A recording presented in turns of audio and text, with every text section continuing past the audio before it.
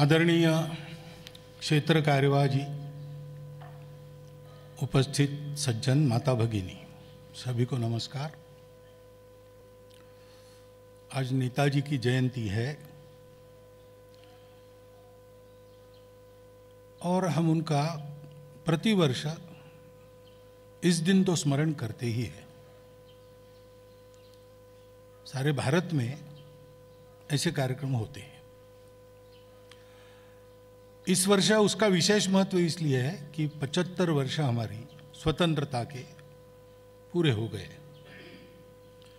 जिस स्वतंत्रता के लिए नेताजी घर बार छोड़कर विदेश में गए, सेना बनाकर लड़ाई की अंग्रेजों से, और रहस्यमय स्थिति में उनका मृत्यु हुआ नहीं हुआ पता नहीं, लेकिन अंतर्धान हो गए। पूरा जन्म, पूरा जीवन अपने सुख की चिंता किए बिना देश के लिए समर्पण कर दिया।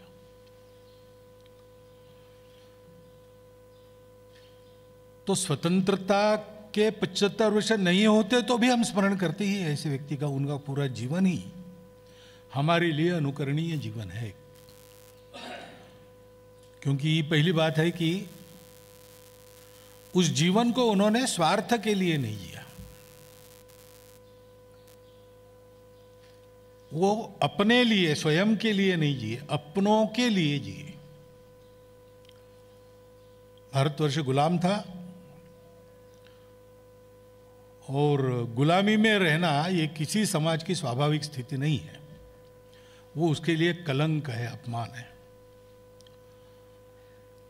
तो भारत माता के पुत्रों का ये कर्तव्य होता है ऐसी स्थिति में कि वो अपने देश की स्वतंत्रता के लिए प्रयास किए। नेताजी ने वैसा किया। पूरे भारतवर्ष की स्वतंत्रता। वैसे नेताजी का परिवार मूल रहने वाला उड़ीसा का था। पढ़ाई लिखाई बंगाल में हुई। कार्य क्षेत्र पूरा भारत रहा और विदेश जाकर अंग्रेजों की सेना में शस्त्र चलाना प्रशिक्षित होकर जो लड़ रहे थे, उनके मन में, अपने लोगों के, देशभक्ति की ज्वाला उन्होंने जागृत की और उनकी सेना बनाकर अंग्रेजी सत्ता, उस समय महाबलाढ़ सत्ता थी, ऐसा कहते थे, अंग्रेजों के साम्राज्य पर सूर्यास्त नहीं होता। इतने पराक्रमी और प्रचंड सत्ता को उन्होंने चुनौती दी। केवल दी ही नहीं, यहां आकर भारत की दहलीज को पार करके स्वतंत्र भारत के सरकार की घोषणा भी उन्होंने की। अब ये सारा करते समय सब भारतवासियों को उन्होंने जोड़ा।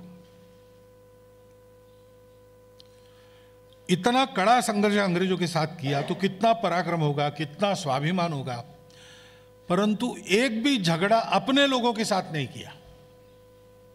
देशभक्ति क्या होती है? पूरे देश के लिए काम करना। अपने देश के लोगों से मतभेद होने के बाद भी झगड़ा नहीं करना। कांग्रेस के वो इलेक्टेड प्रेसिडेंट हुए थे, कुछ कारण होगा, पता नहीं क्या है, गांधी जी की इच्छा नहीं थी और मेजॉरिटी सुभाष बाबू के साथ थी। वो झगड़ा कर सकते थे, उन्होंने नहीं किया, वो विड्रॉ हो गए। क्योंकि विदेशी व्यक्ति, विदेशी सत्ता के खिलाफ लड़ना है, देश को एक होना चाहिए, एक रहना चाहिए। तेरा मेरा छोटा छोटा स्वार्थ जो है उसको भूलना,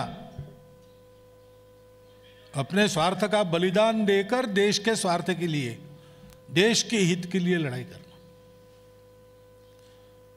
जो सेना उन्होंने बनाई, यहाँ चित्र लगे हैं, उसमें नाम आप देखेंगे तो आपको ध्यान में आएगा। पूरे भारतवर्ष के लोग उनकी सेना में थे। जाति, पंथ, मत, प्रांत कुछ नहीं, पूरे देश को एक करने की उनकी शक्ति थी, क्योंकि वो स्वयं पूरे भारत को अपना देश मानते थे। ये राष्ट्रीय प्रवृत्ति उनकी थी। तो देशभक्ति और अपने देश की एकात्मता की स्पष्ट कल्पना और साथ साथ उसके लिए सर्वस्व समर्पण करने की प्रवृत्ति। सब कुछ दे दिया, अपने लिए कुछ नहीं, देश के लिए सब कुछ, ऐसा उनका जीवन है। और प्रेरणा उनकी अपने देश की सब कामों की प्रेरणा रहती है, वैसे उनकी भी प्रेरणा आध्यात्मिक प्रेरणा थी। उनका साहित्य पढ़ेंगे आप तो आपको ध्यान में आएगा। वो तो एक बार हिमालय में चले ही गए थे उनके जवानी में। तो ऐसी एक आध्यात्मिक प्रेरणा धारण करके संपूर्ण भारत जो अपनी मातृभूमि है उसके लिए सर्वस्व बलिदान करना, ये काम उन्होंने किया। उस समय हम गुलाम थे तो इसका उपयोग स्वतंत्रता के लिए हुआ,